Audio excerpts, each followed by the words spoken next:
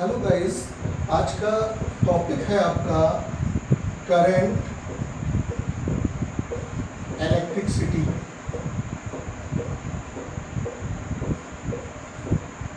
इस टॉपिक से रिलेटेड कुछ टर्म हैं जो आपको क्लियर करेंगे। पहला टर्म है आपका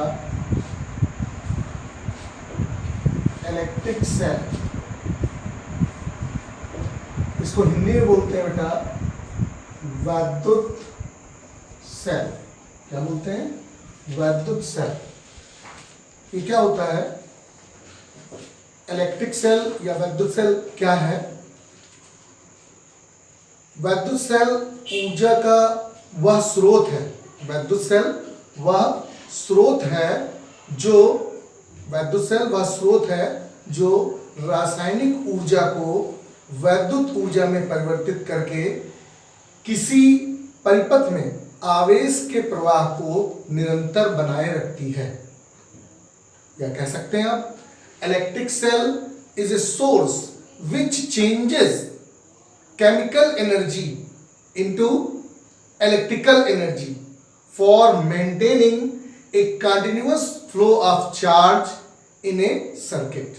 क्या है? इलेक्ट्रिक सेल एक सोर्स है जो केमिकल एनर्जी को इलेक्ट्रिकल एनर्जी में कन्वर्ट करता है, जिससे कि किसी सर्किट में जो कंटिन्यूअस फ्लो ऑफ चार्ज है वो मेंटेन रखता है। हाँ, आपने जाना इलेक्ट्रिक सेल क्या होता है। नेक्स्ट जो हेडिंग है वो है ईएमएफ ऑफ सेल। इसको क्या बोलते हैं? सेल का विद्युत वाहक बल। इसको हिंदी में बोलते हैं सेल का विद्युत वाहक बल। ये क्या होता है बेटा? यूनिट चार्ज, जिसको आप एकांक आवेश कह सकते हैं, यूनिट चार्ज। ठीक है? यूनिट चार्ज को किसी पूरे परिपथ में प्रवाहित करने में सेल द्वारा दी गई ऊर्जा को उस सेल का विद्युत वाहक बल कहते हैं। यह कह सकते हैं the work done by the cell in forcing unit positive charge to flow in the whole circuit including the cell is called electromotive force of the cell। इसको E से डिनोट करते हैं। E is equal to, इसका formula होता है W upon Q। E is equal to W upon Q। Next heading है आपकी terminal potential difference.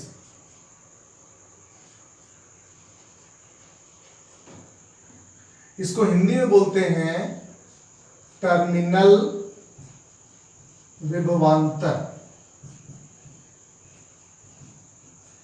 ये क्या होता है गाइस?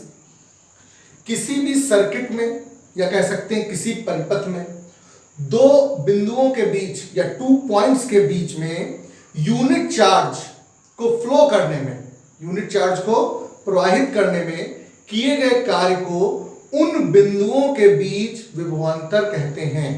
क्या कह सकते हैं?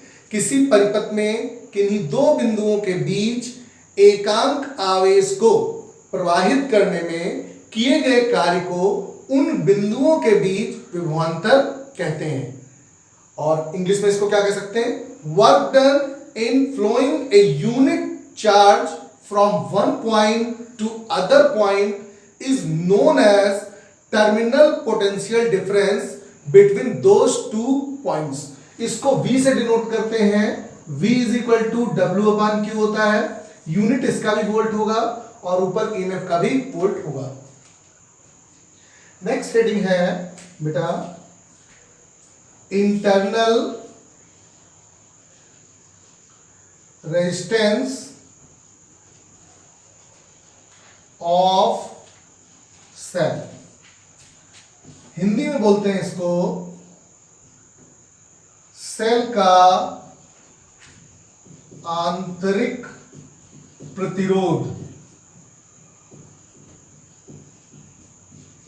ये क्या होता है, जब आप किसी सेल की प्लेटों को तार द्वारा जोड़ते हैं, किसी भी वायर द्वारा आप कनेक्ट करते हैं, तो जो इलेक्ट्रिक करंट होता है तार में यानी वायर में, वो पॉजिटिव प्लेट से निगेटिव प्लेट की ओर फ्लो होता है, और सेल के अंदर जो घोल होता है उसमें ये आपका निगेटिव प्लेट से पॉजिटिव प्लेट की ओर फ्लो होता है। जिस तरीके से तार धारा के प्रवाह में प्रतिरोध लगाता है, उसी तरह सेल का जो घोल है वो भी वैद्युत धारा के प्रवाह में प्रतिरोध लगाता है। इसे सेल का आंतरिक प्रतिरोध कहते हैं। क्या हुआ? When we connect the plates of a cell by a wire and electric current flows in the wire from positive plate to negative plate of the cell, but inside the cell the electric current flows from negative plate to positive plate. The resistance offered by the electrolyte of the cell to flow electric ions, to flow of current ions through it is called internal resistance of cell. इसको small r से denote करते हैं। बेटा internal resistance of cell को आप figure से भी बहुत अच्छे से समझ सकते हैं।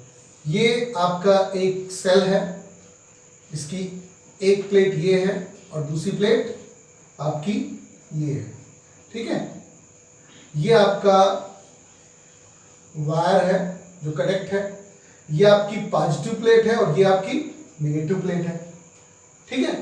तो अभी मैंने आपको क्लियर किया कि जो सेल के बाहर वायर है उसमें जो करंट है वो पॉजिटिव से निगेटिव की ओर फ्लो होता है, और इसके अंदर जो लिक्विड है NaCl का घोल कह सकते हैं, ठीक है, वहां क्या होगा, वहां निगेटिव से पॉजिटिव की ओर फ्लो होगा।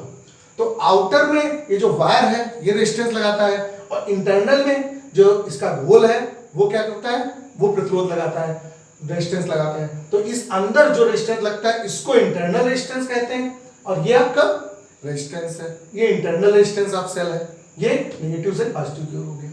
Okay guys.